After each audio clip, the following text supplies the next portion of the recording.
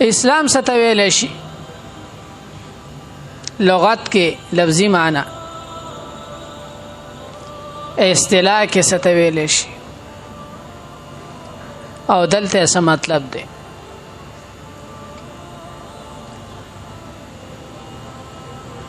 لفظي معنی د اسلام اطاعت او تابعداري ده. اسلام معنی تابعدار، الله د رسول تابعدار. اصطلاح کې ویل شي اسلام خاص ته هغه دین اطاعت کول چې الله جل شانه د پیغمبرانو په ذریعہ انسانانو ته د هدایت لپاره را لېږلی دی.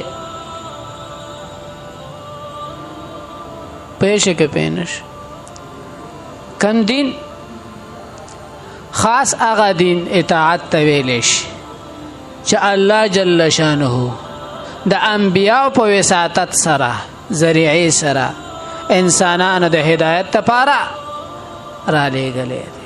دې ته اسلام ویلی شي. او تمام انبیاء اصول یو دي. تمام انبیاء اصول څه دي؟ د دې ټول معنی اطلاق د اسلام هم کېدی شي.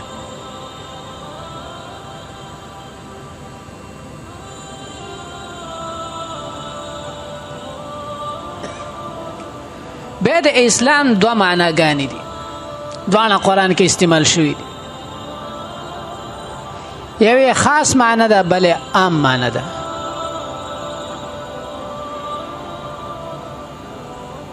څو معناګانې؟ خاص معنی دا ده چې دې امت ته چې کوم دین ورکړی شوی دې ته اسلام ویلی شي. اخري شریعت ته څه ویلی شي؟ اسلام. دې زموږ شریعت دې ته څه نوم ورکړی دی؟ هو سماکم المسلمین من قبل وفیها. دین ته اسلام او منونکي ته مسلمانان.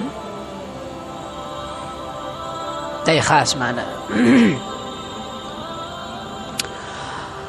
عام معنی چې کومه ده د اسلام دا ده چې هر دین معنی اطلاق د اسلام کیږي.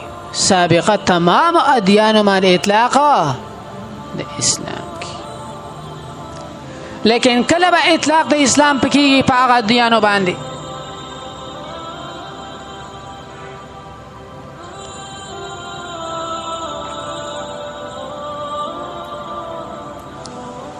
هغه ټیم کې به اطلاق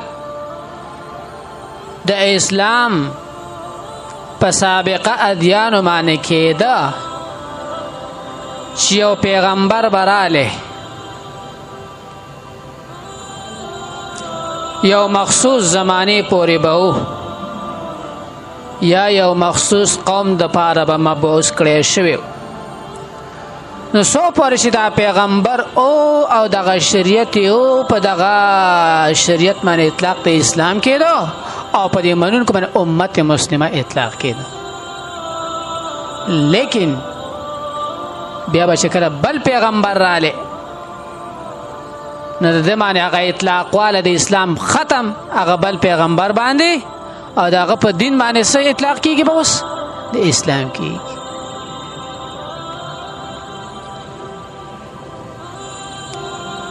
چې دویم پیغمبر براله نه اولنې دین اسلام به ختم شو. د دویم پیغمبر شریعت ته به څه ویلي؟ اسلام او منونکو ته به امت مسلمه ویلي. اولنې به ختم شو، منسوخ به کړی شو. هغې ته به صرف بس سابقه دین پاتې شو، منسوخ. نو هر زمانه کې پیغمبر دین ته به څه ویلي؟ اسلام ویلي.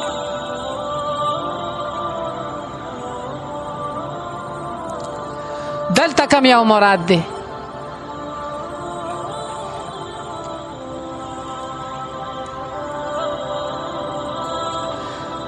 دلته دواړه مراد کېدی شي.